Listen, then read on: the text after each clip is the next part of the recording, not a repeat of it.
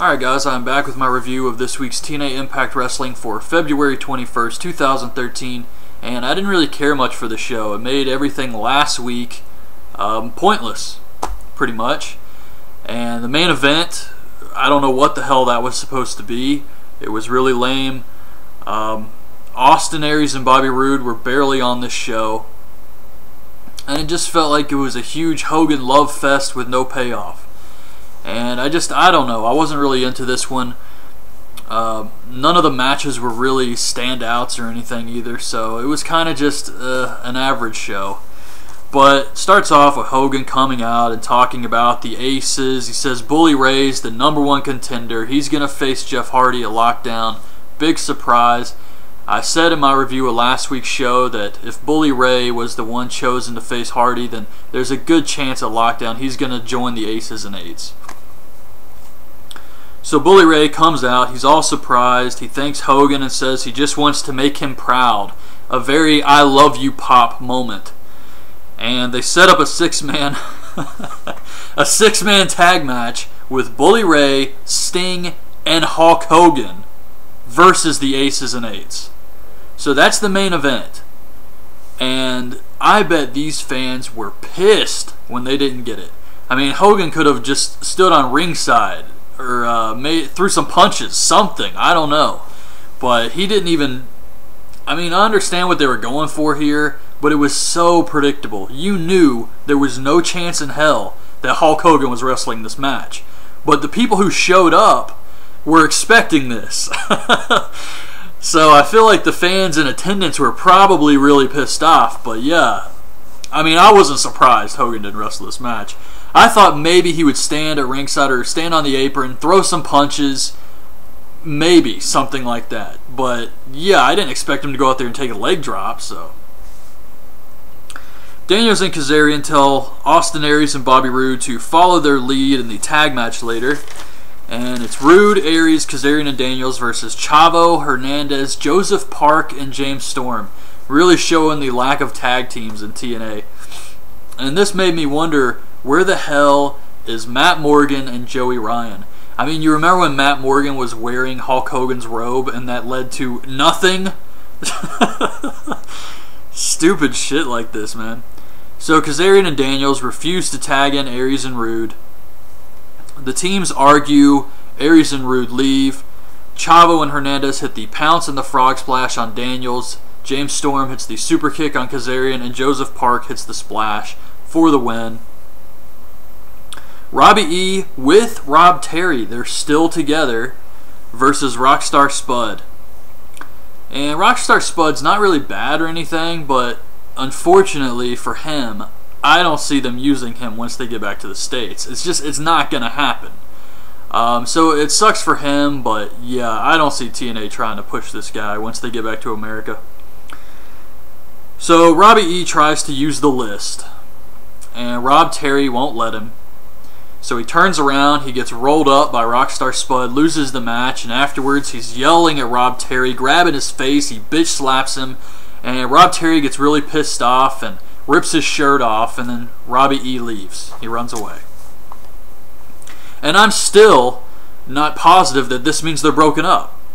I mean, I could see on Impact next week Robbie E coming out with Rob Terry, and they worked out their differences, and then it's going to build up to them fighting again. I mean, this has been going on forever now. I don't think this means they're broken up. So Tara versus Tessmacher versus Gail versus Velvet Sky. Fatal 4-way elimination match for the Knockouts title. Brooke Hogan's at ringside. She kicks out Jessie. Velvet hits the facebuster on Tara, and Gail throws her out of the ring and pins Tara, eliminating her.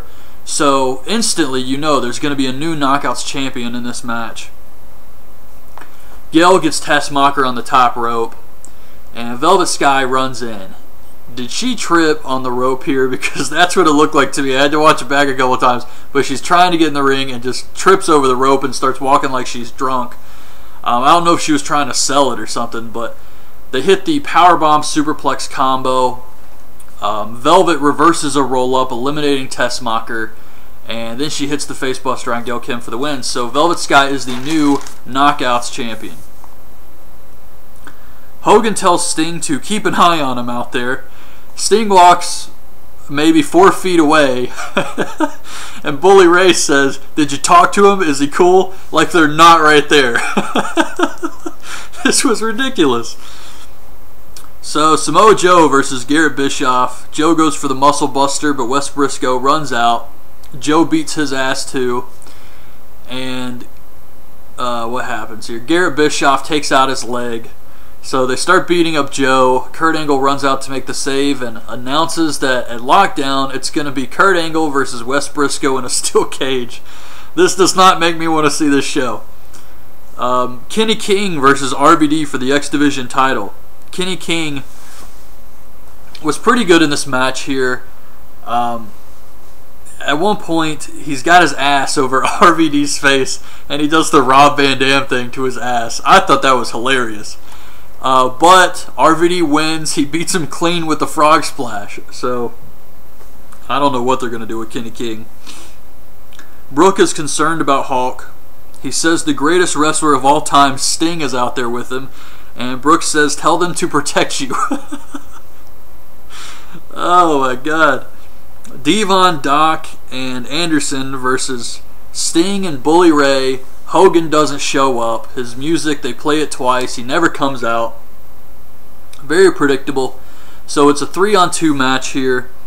At one point, there was a spot in this match where Anderson has Bully Ray in the corner, and he's just giving him the shoulders. And Doc tags himself in, but Anderson just keeps going.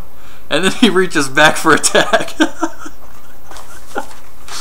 Oh man, I don't know, maybe I'm like getting delirious after watching this show or something, but I don't know why. I just thought that was hilarious. Good enough to write down. So Sting and Bully Ray get ready to hit the headbutt to the groin on Anderson, but the Aces come out with Brooke Hogan and Hulk Hogan. So the baby faces get distracted. Bully Ray runs out to save them, and Hulk's all beat up and everything, selling it. And Sting goes for the Scorpion Deathlock on Anderson, but Doc kicks him in the face for the win. So the Aces and Eights finally win a match. I mean, damn. It took a lot, though, for them to win this. I mean, Taz said something like, "Hey, 3-on-2, we'll take it." You're still going to lose. Sting and Bully Ray could beat them 3-on-2. They could beat them 4-on-2. It doesn't matter. The Aces and Eights have been booked like total crap. So it took a hell of a lot for them to finally win a match here. But they have. And another thing, that TV title Devon has, they were supposed to defend that thing every week. I still remember that. They said they were going to defend the TV title every week, and that's, I mean, they completely ended that. They ended that before the end of 2012, but still, you'd think they'd do something with the TV title. If Devon's not going to defend it, put it on somebody else. Give it to Magnus or somebody. I mean, you have options here.